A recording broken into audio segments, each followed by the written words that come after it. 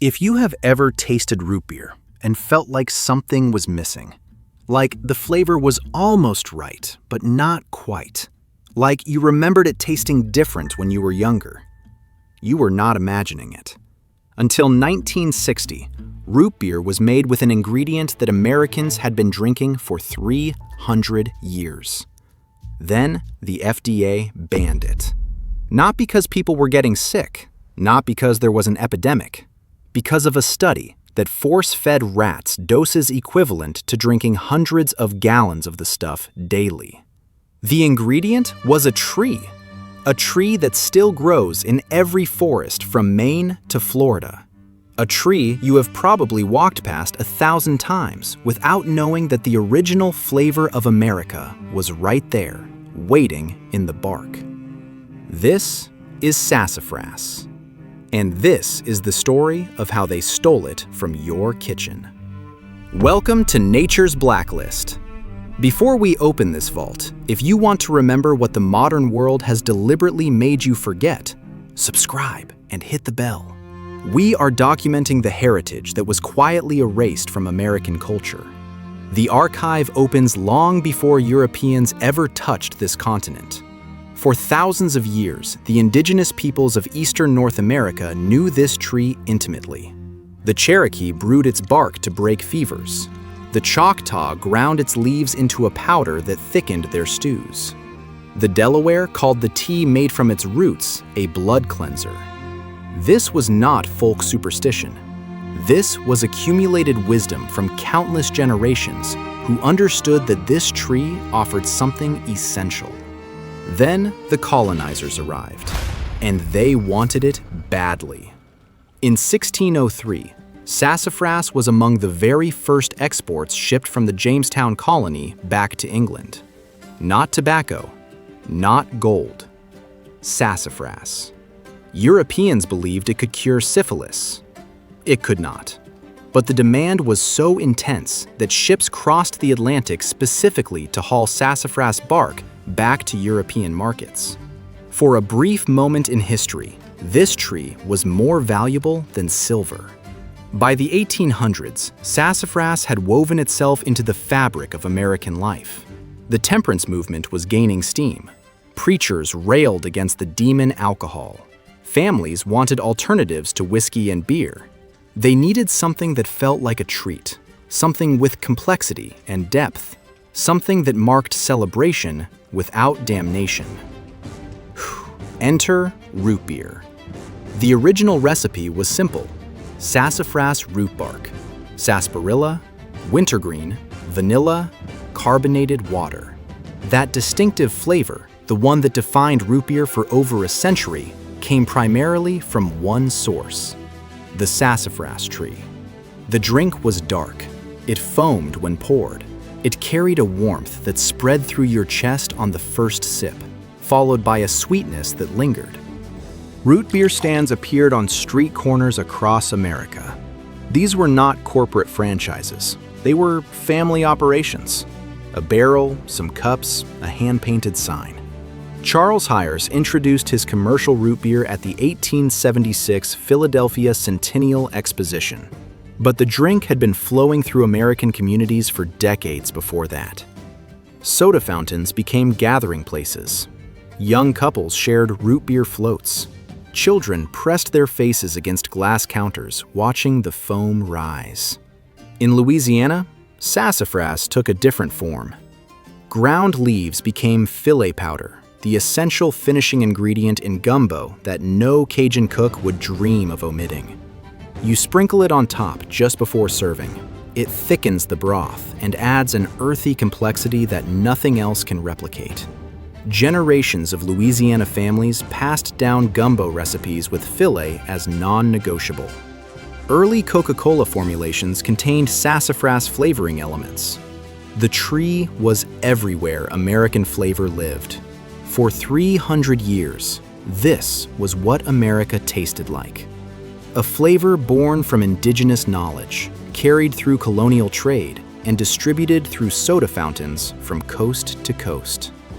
Every glass of root beer was a connection to the forest. Every bowl of gumbo carried the echo of ancient medicine. And then, in 1960, it was quietly erased. What happened next should make you very uncomfortable. The FDA announced that safrole, the primary aromatic compound in sassafras oil, was a potential carcinogen. The ban was immediate. The debate was non-existent. Overnight, 300 years of American flavor became a federal crime to add to food. Now, you might assume the FDA had overwhelming evidence to ban something that had been consumed safely for centuries. You might assume epidemiological studies showed cancer clusters among root beer drinkers. You might assume there was a public health emergency. Let me show you what they actually had. Rats. They had rats. The studies that justified this ban involved injecting massive doses of safrole directly into laboratory rodents over extended periods. The amounts administered were so far beyond any realistic human dietary exposure that the comparison becomes absurd. We are talking about doses equivalent to a human drinking several hundred root beers daily for years. Not sipping, not enjoying, bathing in the stuff internally. No human epidemiological studies supported carcinogenicity at dietary levels. None. 300 years of human consumption across millions of people, and no cancer epidemic had ever been linked to sassafras tea or root beer. The evidence was rodents metabolizing industrial quantities of a concentrated compound. Here is where the methodology falls apart entirely. Apply the same standard to other substances in your kitchen and watch what happens. Nutmeg contains safrole, still legal. Basil contains safrole, still legal. Black pepper contains safrole, still legal. Cinnamon contains related compounds that would fail similar tests, still legal. Apply the same rodent methodology to coffee. Caffeine at equivalent doses causes all manner of problems in rats. Coffee would be banned tomorrow. Apply it to chocolate. Theobromine is toxic to dogs. Should we ban chocolate for humans based on canine studies? The logic collapses the moment you examine it. If safrole causes cancer at dietary levels, where is the cancer? Where are the generations of root beer drinkers with elevated tumor rates? Where are the Louisiana families with suspicious gumbo-related illness clusters? 300 years of human data, no signal. But the rats said otherwise, so the rats won. And here is the question nobody in the FDA wants to answer. How many follow-up studies have been conducted in the 60-plus years since the ban? How many human trials? How many epidemiological reviews? 0. The ban was implemented in 1960 and never revisited, never challenged, never subjected to modern analytical methods. It simply exists, an artifact of mid-century toxicology frozen in regulatory amber, while the science of carcinogenicity evolved around it. Meanwhile, several European countries never banned sassafras tea at all. They looked at the same data and reached different conclusions. But in America, the bureaucracy spoke, and the bureaucracy does not reconsider. If the dose makes the poison, then why was sassafras singled out while nutmeg remains on every spice rack in America? If safrole causes cancer at dietary levels, why is there no basil ban?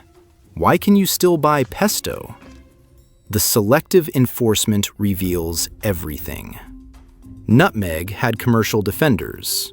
Basil had the Italian-American vote. Sassafras had nobody. The root beer industry did not fight back because artificial flavoring was cheaper anyway. The indigenous communities who had used this plant for millennia had no seat at the regulatory table. Small producers and home brewers had no lobbyists. So the ban stood. and it has stood for over 60 years without re-examination.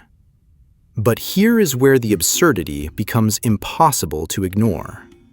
So if saffrole is so dangerous that it had to be banned from food, why can you buy sassafras bark on Amazon right now? The answer reveals everything about how this system actually works. Sassafras root bark is sold openly, legally. You can purchase it from herb shops, online retailers, and specialty stores across the country. The packaging includes disclaimers: not for internal use, for aromatherapy purposes, sold as tea with a wink. The FDA created a regulatory paradox. You can legally purchase sassafras. You can legally possess sassafras. You can legally brew sassafras tea in your own kitchen for your own consumption. What you cannot legally do is sell food products containing sassafras to other people. The ban targets commercial food production, not personal use. The same compound they told you causes cancer is now sold for $15 to $30 a pound in natural food stores. The same root they banned from your food is marketed for wellness purposes with creative labeling. Meanwhile, the root beer industry generates $2.5 billion annually. Let that number sink in. $2.5 billion every single year. All of it flavored with artificial sassafras substitutes. All of it mimicking a taste that grows free in every eastern forest. The companies that could afford to reformulate did so immediately. The craft producers and home brewers who made real root beer were quietly eliminated from the market. Who lost when sassafras was banned? Small producers, traditional communities, home brewers, the people who could not afford to fight the FDA or develop artificial alternatives. Who won? Large manufacturers who could absorb reformulation costs, chemical companies selling artificial flavorings, the entire processed food industry that benefits when traditional ingredients become illegal. Follow the money. It always tells you who wrote the rules. But here is what the FDA could not regulate: the forest itself. The sassafras tree did not read the Federal Register. It did not receive the memo about being dangerous. It just kept growing, and growing, and growing. Sassafras albidum remains one of the most common understory trees across the entire eastern United States, from Maine to Florida, from the Atlantic coast to Texas. Millions of these trees stand in forests, along roadsides, at the edges of suburban developments, in the forgotten margins between parking lots and woodlines. They have been there since before Jamestown. They will be there long after the FDA. The tree is unmistakable once you know what to look for. It is the only tree in North America that produces 3 different leaf shapes on the same plant. Some leaves are simple ovals.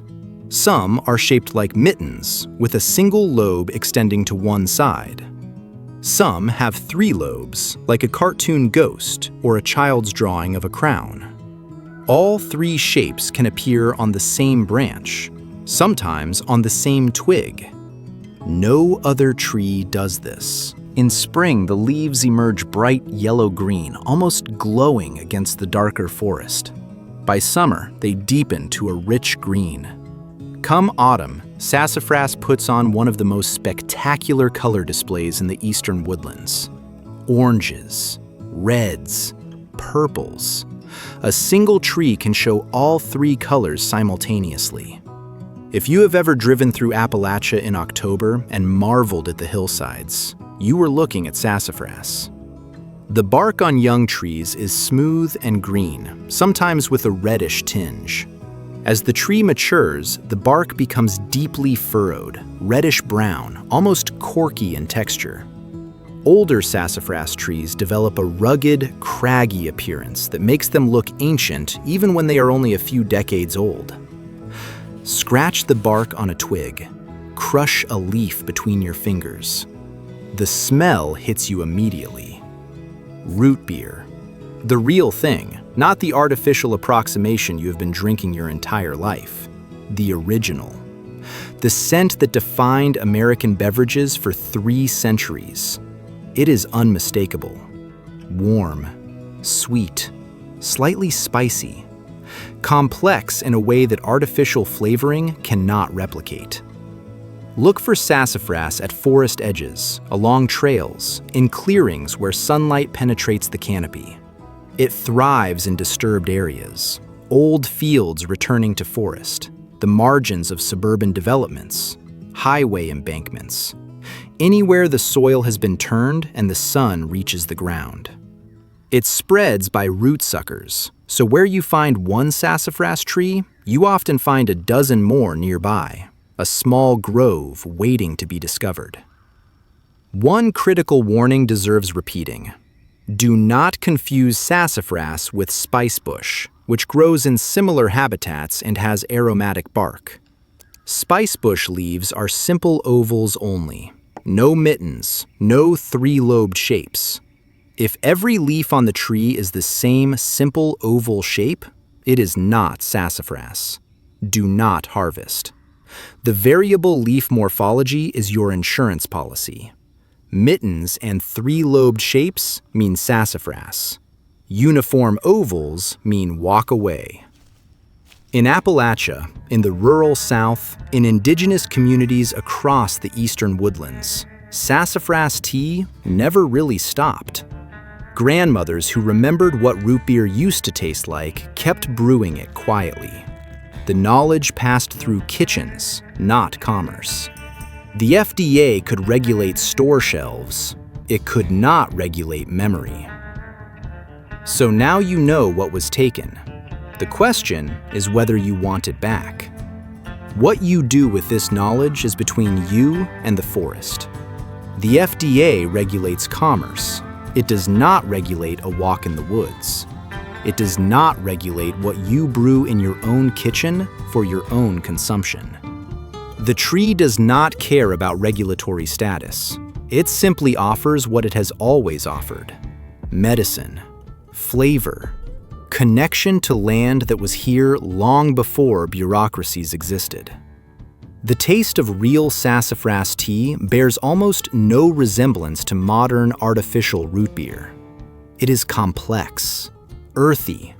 There is sweetness, but also depth, warmth that spreads through your chest, a slight spiciness at the finish. This is what your great-great-grandparents drank. This is the flavor that launched a beverage industry before that industry decided the original was too inconvenient. And here is the part that changes everything. You were not imagining it. Root beer did taste different. That vague sense of loss you may have felt without being able to name it had a cause. A specific cause. A deliberate cause. Something was taken from American culture based on weak science and bureaucratic inertia, and nobody with power had any incentive to give it back. This is not just about a tree or a flavor. This is about what happens when traditional knowledge meets industrial convenience. The indigenous peoples who understood this plant were never consulted. The communities who had been drinking sassafras tea for generations were never studied. The 300 years of human evidence were dismissed in favor of rat studies funded by an agency that never had to defend its decision. The same pattern repeats across American food history. Traditional foods that cannot be patented, cannot be industrialized, cannot be controlled, become inconvenient. And inconvenient things get banned, regulated, forgotten. Sassafras was not the first. It will not be the last. But it may be the most personal. Because somewhere in your memory, there is a taste you lost. A flavor that used to mean summer, childhood, American identity itself. And now you know who took it, and why their justification was never good enough. The trees are still there. Every eastern forest still holds the original recipe. The knowledge survived in kitchens that never stopped brewing, in communities that never forgot, in bark that still smells exactly the way it did when this was the flavor of a nation. They spent 60 years trying to make you forget what America used to taste like. The trees remember. And now, so do you. If this vault opened something for you, subscribe to Nature's Blacklist and hit the bell. Every like and every share helps preserve the wisdom they tried to erase. The next vault opens soon.